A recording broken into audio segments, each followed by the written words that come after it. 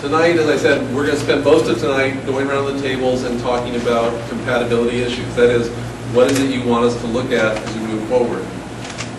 A lot of people talk about impacts. You might say, well, noise is a problem, or the roadway capacities.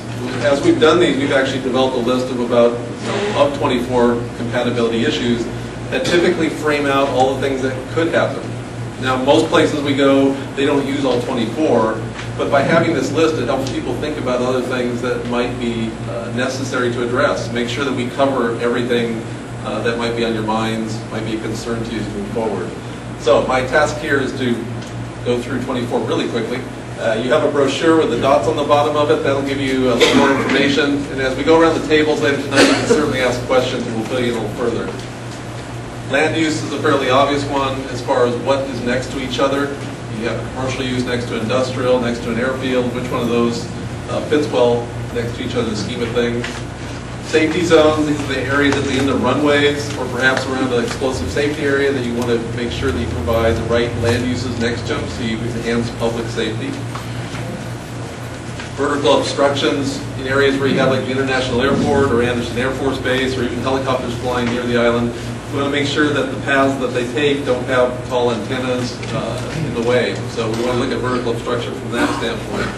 Housing availability, look at the provision of housing in the area. How can we provide appropriate housing, short-term and long-term, and all different income needs. So these are things you look at from a housing standpoint.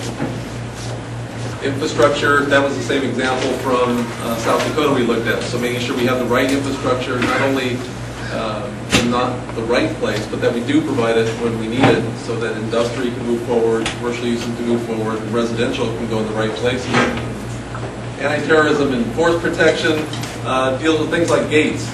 You might ask how that relates to compatibility. Well, we've had, like after 9/11, when they started to provide more security at the gates, it took a lot longer to get through the gate, and that caused backups onto the streets. So enhanced security provided an impact on the community.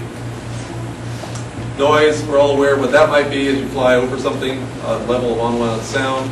Vibration is probably not a major issue here, but this can be occurring from an explosion or other loud noise, especially if it gets to the level of providing structural damage. We want to look at that.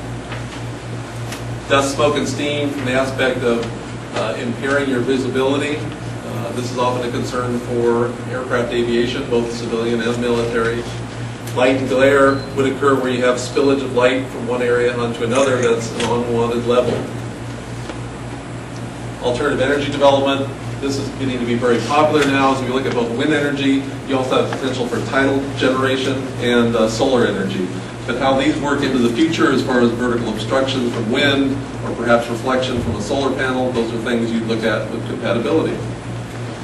Air quality, how much pollution is in the air, and if that limits how much you can grow in the future and still meet your permit requirements. Frequency spectrum. This is when you put an antenna somewhere and somebody puts up a large building, you could block that antenna.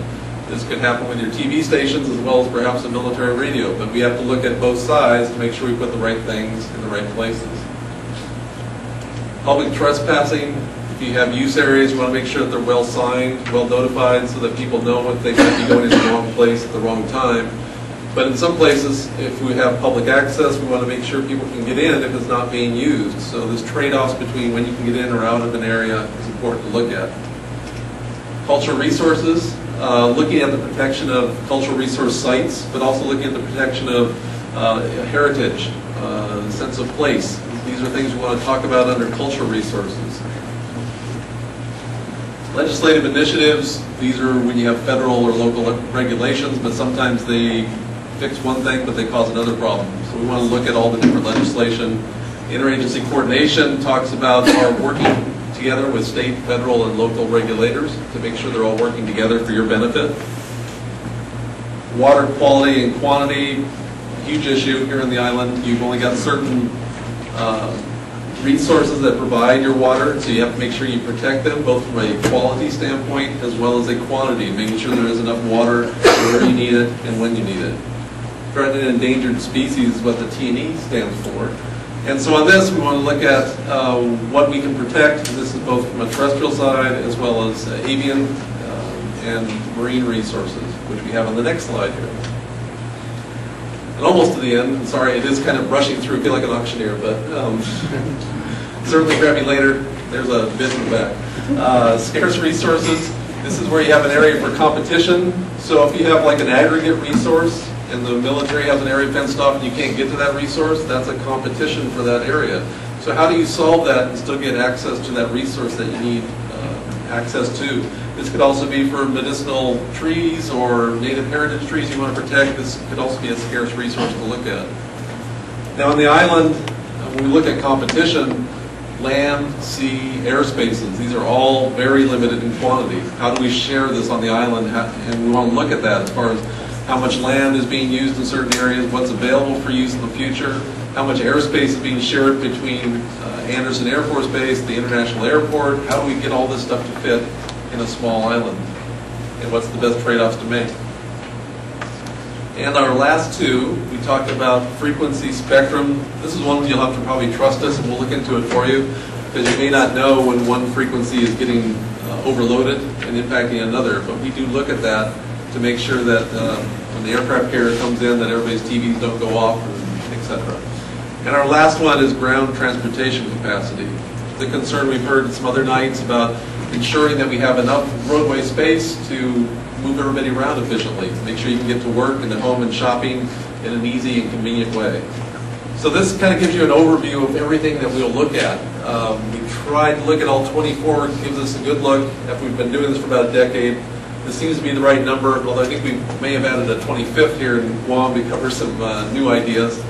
But we'll let you tell us those later to make sure you might find a 26th one for us.